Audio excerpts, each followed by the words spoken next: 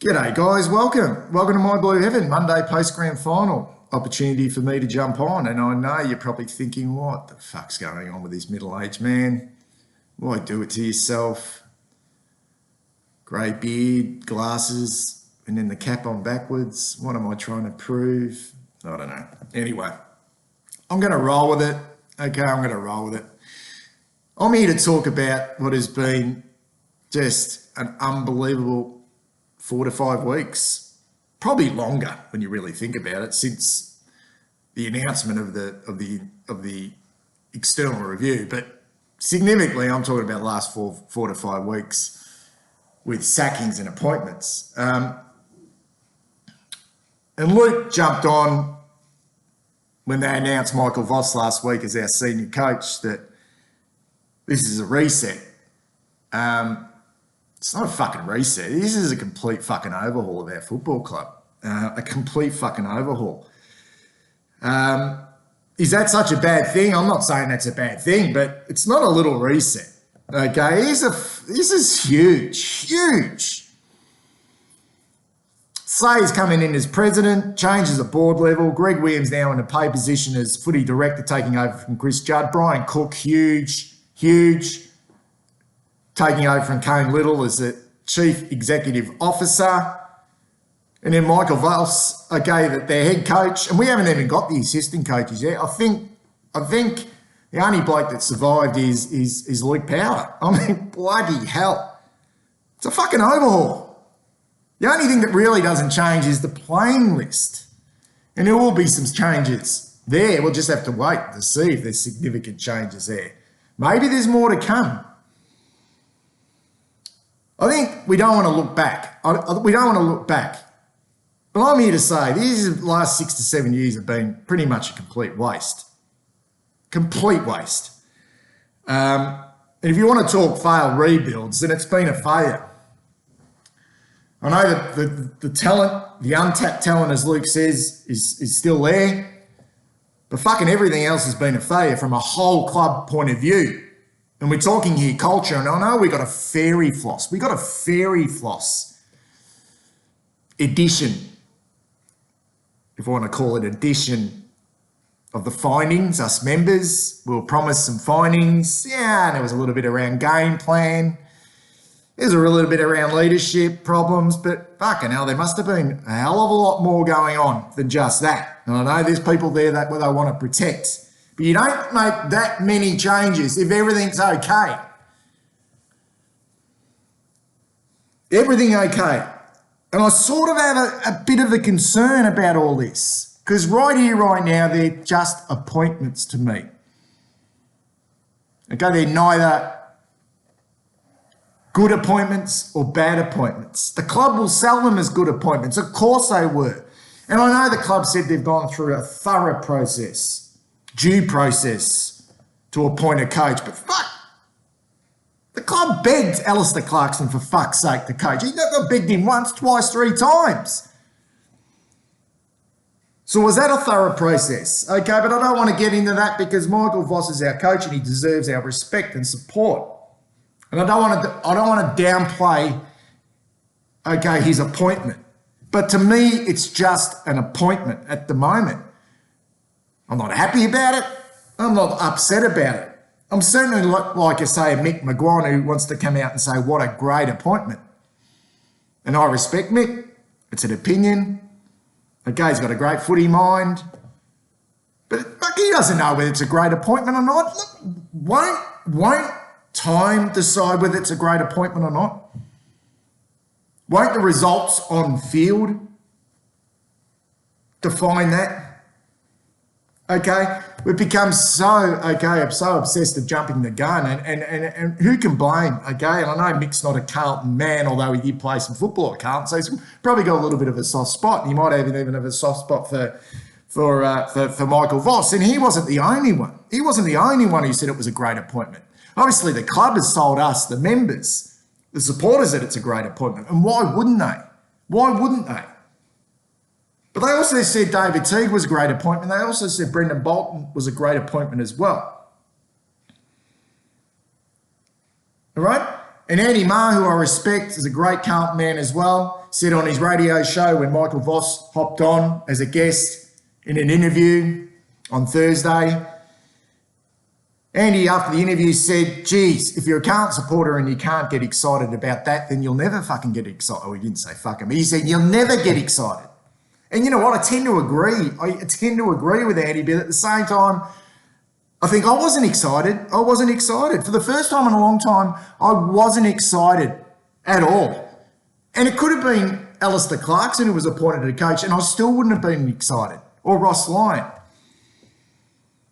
Because we've been conditioned as supporters, Carlton supporters, and we're so fucking insecure that our only lot in life over the last 20 years or so is to celebrate either a sacking or an appointment of a coach or any other type of appointment. Suddenly everything is hunky-dory. So I'm here right now, and I don't speak on behalf of any other supporter. I'm here to say I am waiting now to see whether these are great appointments. All right? So when I see things like, and this is not a knock, look, this is not a knock on supporters because you can feel any way you want. You can be excited, please. You can be excited. But I'm not excited. But when I see things like Voss the boss, okay, I just keep going back to the tea train and where that ended up. And this obsession with us to build ourselves up for failure. I sort of want to be better than that from a supporter point of view. And I don't know what the right way to behave as a supporter is anymore. All I know as a Carlton supporter, I'm waiting. I don't even know if Brian Cook will be a good appointment. It seems like it may be. But fucking who knows? Maybe at 65 years of age, he might be just a little bit tired. Maybe he's come in now and gone, fuck, this fucking is pretty bad. Christ almighty. Geez, they've made a mess of this joint. It wouldn't surprise me. Michael Voss might come and go, fuck, he might get the playing group and geez, these blokes are off the ball. So now I have a concern. I now have a concern with our man Luke Sayers, who's been lauded as the Messiah, and once again jumping the gun, and I got no problems. I actually respect the fact that he's putting his balls on the line and his reputation on the line. He's going to be fined by, as I said, just success on the field. But the thing I've taken out of all of this that's transpired, all of this has transpired over the last 5 weeks, is 4 words. 4 words by Luke Sayer when he did the media rounds post the David sacking. He was on radio all weekend. All weekend. I think it was the first week of the finals. He was on every radio station. I didn't hardly listen to anything else he said other than this. And it's ringing in my ears. Expectation to play finals. Expectation to play finals next year. That's 6 words. And next year is 2022. Exactly the same thing that Kane Little and David Teague and Mark Laguerre said at the start of this year, that the expectation was to play finals in 2021. Now, when you make such fucking significant changes as we've done, you are conceding that the place is it's fucking all over the joint. All over the joint. And if you can't tell me there's huge cultural problems at this football club, not just on the playing field, but also everywhere, and Luke Sayers is trying to make change, which we respect, but then to come out and just think it's just going to go like that, I don't know if that's wishful thinking, or he's fucking delusional, or he's a genius. I can't work it out. All I know is from a supporter point of view, I see a fucking dysfunctional football team that were nowhere near playing finals football in 2021, nowhere near it. And he talks about untapped potential from a playing point of view. Now that's Luke's opinion, untapped potential. That's his, okay? That's his view. That's what he thinks. We could argue that maybe this list isn't as good as we think it is. But the facts are that he expects his team to play finals football next year, and Michael Voss has to come in and make an immediate impact. He has to turn that disgraceful football team into a cohesive group in a matter of 4 to 5 months to be playing finals football next year. Wowee. Where does that leave us? Where does that leave Michael Voss? Where does that leave us if it doesn't transpire? What will be the messaging come late August next year if we're not playing finals football? If we're not.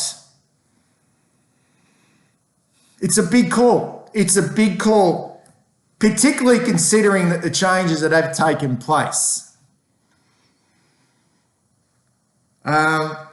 So I sort of fear a little bit. I fear a little bit for the future. At the same time, I'm intrigued to see how it pans out. But I'm not jumping the gun. I'm not jumping the gun and saying it's a terrific appointment, a fantastic appointment of Michael Voss. I'm just waiting now. I'm just waiting to see round one against Richmond, man. Round one. And I'm not necessarily saying round one will define your year, but Christ, fuck, the shit's going to hit the fan, isn't it? When you put those targets on your head, man, fuck, you better make sure it works. You better make sure it works because fuck. Because we're all going to be made a little fucking stupid again, aren't we? And that's where I'm at right here, right now. Okay? I really don't care. I really don't care who comes in as the footy director, CEO, who the assistant coach is there, whether it's Michael Voss, fucking Alistair Clarkson, Norm Smith, Ron Barassi. I don't care. I don't care.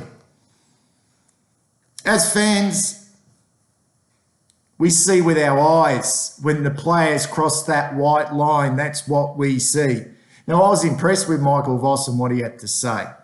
In fact, already he's blown David Teague out of the water just the way he speaks. But we know that doesn't count for a lot. And it really won't count for a lot if we've lost the first 2 or 3 games. So it sounds like he knows what he's talking about, but who knows? But fuck me dead. Finals in 2022, eh?